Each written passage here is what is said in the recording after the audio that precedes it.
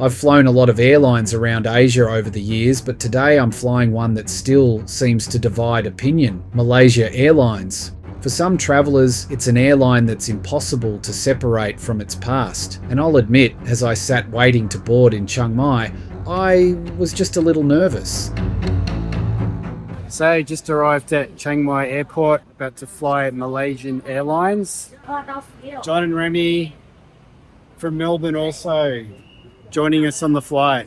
Let's see what the service is like and enjoy the experience.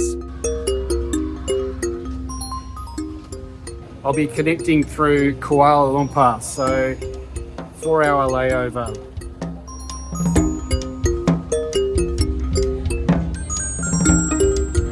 But what is Malaysia Airlines actually like today? Can it compete with airlines like Singapore Airlines, Thai Airways and Vietnam Airlines? Today I'm flying from Chiang Mai to Kuala Lumpur and then onwards to Melbourne to find out.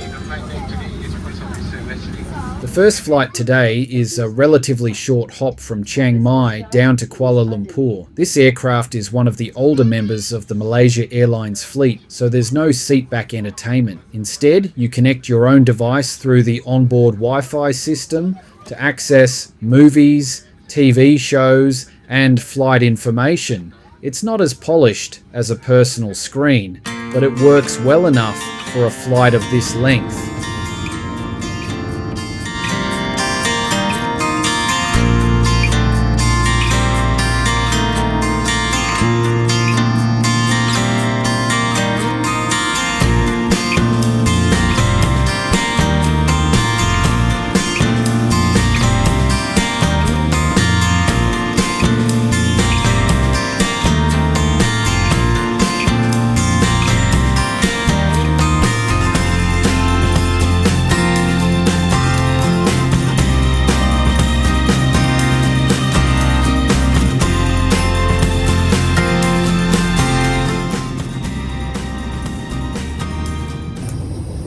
Never done a loo review before. Got the soap, got the hand towels in. I've got to say, it's not the cleanest. One thing Malaysia Airlines still does well is food. Even on this regional flight, a full lunch is included. The portion size was generous, the meal was tasty, and it's definitely a step above what you'd expect on most low-cost carriers. And honestly, any nerves I had disappeared pretty quickly.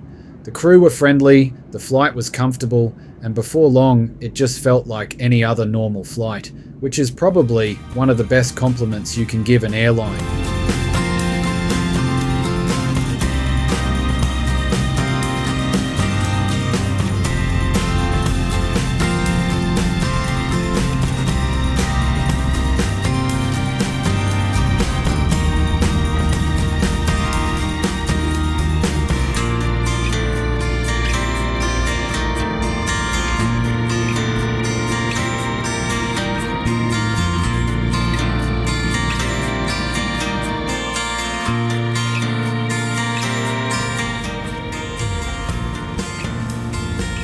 A short stopover in Kuala Lumpur gives me a chance to stretch my legs.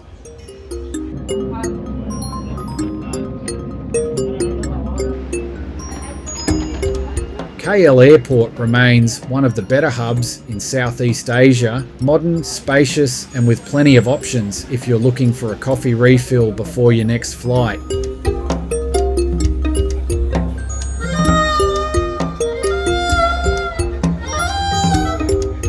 After arriving in Kuala Lumpur, it's time for the main event. The overnight flight home to Melbourne on board one of Malaysia Airlines' newer Airbus A330neos, and this aircraft genuinely surprised me. The first thing you'll notice is the 242 seating configuration. If you're travelling as a couple or family, that's a huge plus. But what really stood out to me was the legroom. I've flown a lot of long-haul economy flights over the years, and this was genuinely some of the best legroom I've experienced. The new entertainment system is also excellent. The screens are modern, responsive, and easy to use, making the long flight home much more enjoyable.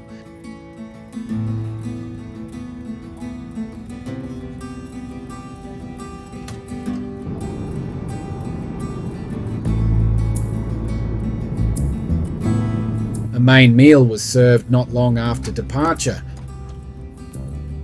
Again, the food was surprisingly good. Reasonable portions, decent quality, and served efficiently by the cabin crew.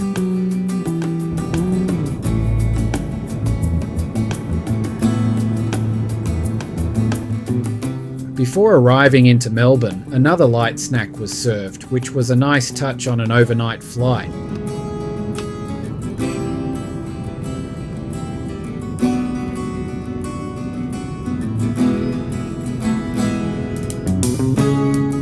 So, Malaysia Airlines, would I fly them again? Absolutely. The cabin crew were really friendly, warm, and very professional. The entertainment on the back seats, the screens were fantastic. The food was pretty nice. Overall, it was a really good experience. Not much of a step down from Singapore Airlines or Emirates, in my opinion. And one of the most noticeable things was the legroom. I think it's one of the most spacious economy seats I've ever had, and it did help having a spare seat next to me as well. So well done, Malaysia Airlines. Would I choose Singapore Airlines if the price was the same? Probably.